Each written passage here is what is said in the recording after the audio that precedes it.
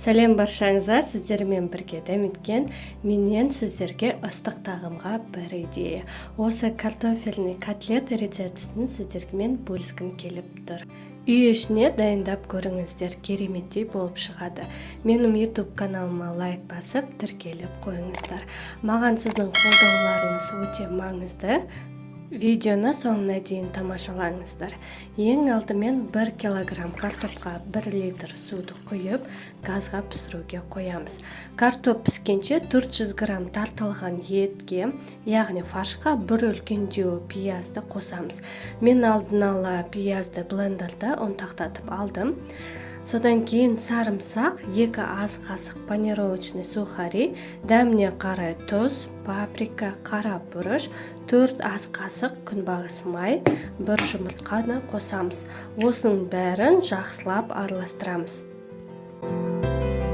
Тұзы аздау болған, мен тағы да 1 шай қасық тұз қостым.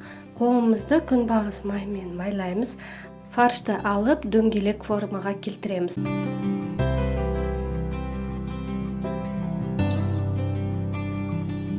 Содан кейін қызып тұрған табада қуырамыз.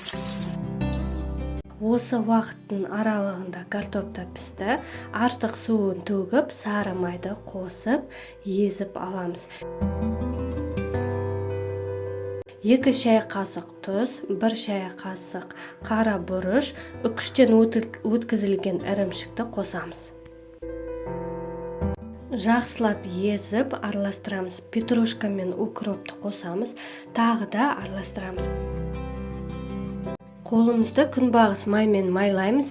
1,5 ас қасықтай пюрені алып, қолымызда домалатамыз. Ортасын баса отырып котлетті саламыз. Шеттерін шымшып, жауып, дөңгелек формаға келтіреміз. Тағы да 1 рет көрсетейін.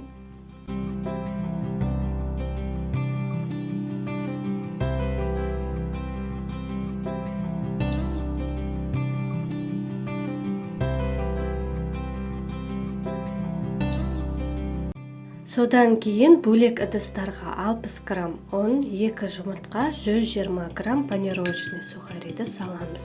Жұмыртқаға шымшып тұзды салып, шанышқының көмегімен араластырамыз. Көптерді видеодағыдай ұнға, жұмыртқаға, панировочный сухариде аунатып аламыз. Қызып тұрған күнбағыс майда қуырамыз.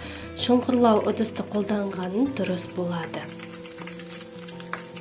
Картофельный фрикаделькаларымыз дайын. Рецепт бойынша пісіріп көргендеріңіз болса, немесе сұрақтарыңыз болса, комментарияға пікірлеріңізді қалдырып кетіңіздер. Міндетті түрде жауап беремін. Ас болсын. YouTube каналыма тіркеліп, лайк басып қойыңыздар. Сіздермен бірге болған дәметкен.